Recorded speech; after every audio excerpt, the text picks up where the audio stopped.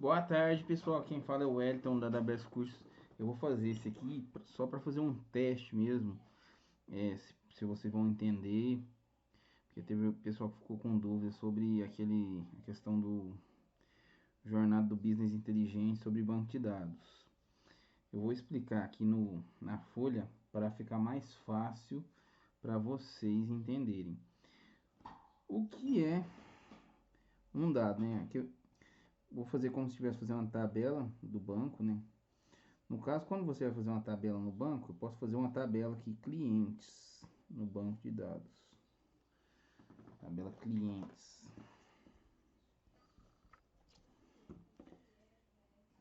Clientes. O que vai ser os campos dessa tabela? O que eu posso utilizar? Eu posso utilizar o CL clientes. Para isso é uma indexação para facilitar. Eu tenho que ter um código, né? Código do cliente. Isso aqui vai ser no sistema. CL nome. Esse código aqui ele vai ser autoincremente. Toda vez que o sistema vai adicionar mais um, começa mais um, depois dois, três. Esse código aqui é o sistema que vai gerar. Você tem que fazer no banco de dados que cada registro que vai entrando, ele vai aumentando. E aqui CPF cliente, endereço,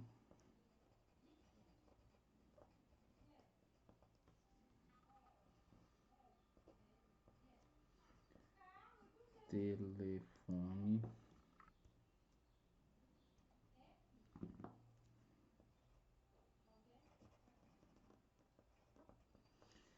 cada item desse aqui é um dado dentro da tabela do banco de dados.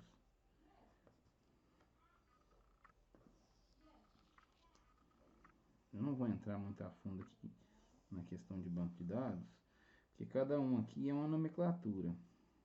Igual o código aqui tinha que ser inteiro, nome variável, que é o char, né? Varchar, CPF também numérico, endereço também varchar. Então, assim, essa quantidade aqui teria que estar acessando o banco de dados. Isso aqui é só para mostrar uma forma simples. E quando você vai usar no seu ERP, vai aparecer lá, como você vai usar uma máscara, vai ser esse código aqui nem aparece no ERP, porque ele é automático. No ERP normalmente vai aparecer nome, aí você vai completar, igual lá no site do Simpla. Vai ser assim, basicamente. Aqui eu coloquei meu nome. E aí vai ter o CPF e tal. Mas isso aqui, ó, no banco, lá na nomenclatura do banco, que vai estar isso aqui dentro do banco. Porque o que você vê aqui é a programação que algum programador fez ou a equipe fez. Então, esses dados que eu estou escrevendo aqui, eles vão para esse banco de dados. Endereço, telefone e outros dados que você preenche também no seu sistema, lá no seu ERP. Endereço, rua, jovem, sei lá, 300. Telefone, sei lá, vou colocar o telefone da empresa aqui, por exemplo. Esses dados aqui, eles não têm informação, não têm utilidade, eles separados. Quando você pega esses dados e fazem a associação deles, aí você vai ter os dados aqui, teria mais algum dado aqui também, como dado, a data de nascimento.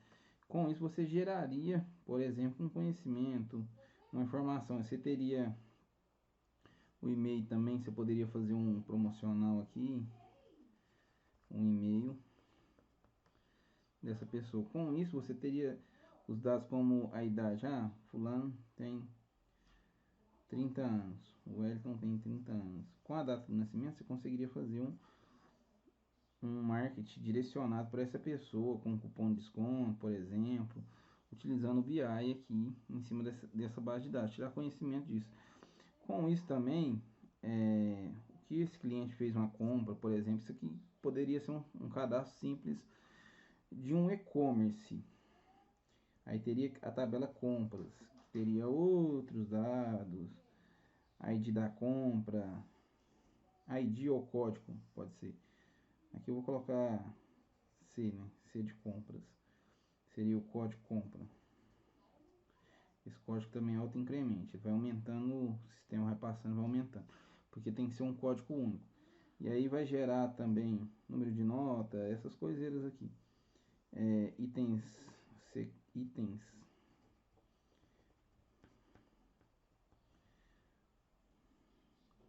Isso aqui vai ter teria uma outra tabela para cadastrar isso aqui. Teria descrição, tal. E quando faz essa compra, essa pessoa fazer uma compra, por exemplo, fez uma compra lá de R$ 1.000. Aí eu vou saber, quando eu extrair os dados do banco de dados, fizer a extração, por exemplo, foi feito nessa compra de R$ 1.000, uma cadeira e um celular, por exemplo, e esse cliente faz uma compra recorrente, eu vou tirar uma inteligência e vou saber quais foram os últimos itens que ele comprou. Você consegue ver também por ano. Então você vai fazer uma nomenclatura aqui com os dados que você tem no seu sistema. Isso você vai fazer dentro do Power BI. Você vai aplicar a inteligência para fazer essas regras, para você conseguir utilizar os dados que você tem, das tabelas que você tem no sistema. Quando você vai criar o dashboard lá, que você vai ver, por exemplo, quer saber a média de gasto dos clientes por exemplo, de Minas Gerais, média. Aí você consegue fazer lá.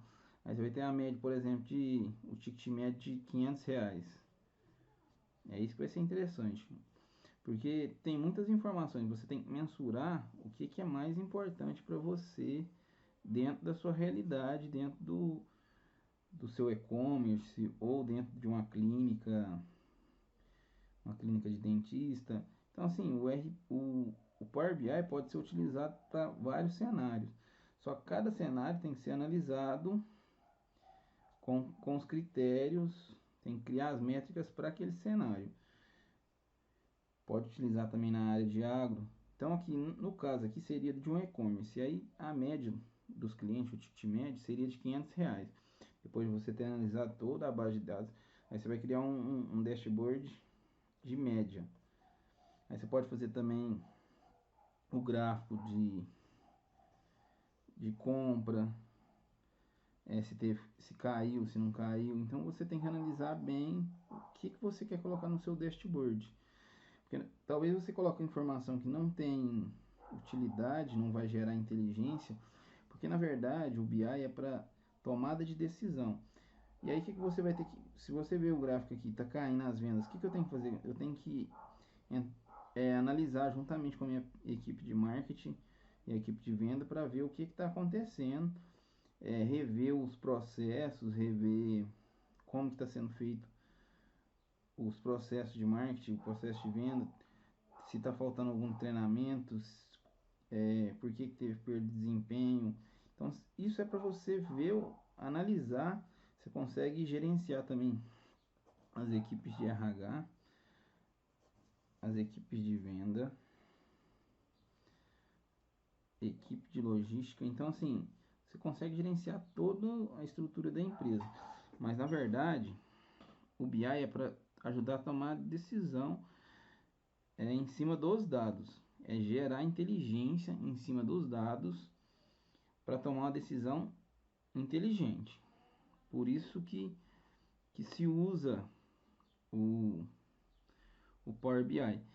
E por isso que hoje ele tem uma facilidade e uma flexibilidade de ser Self-Service BI. Você não precisa de fazer o Data Warehouse. Mas, na minha opinião, o mais certo seria ter o DW, que é o armazém de dados, que é um banco de dados que é só para consulta.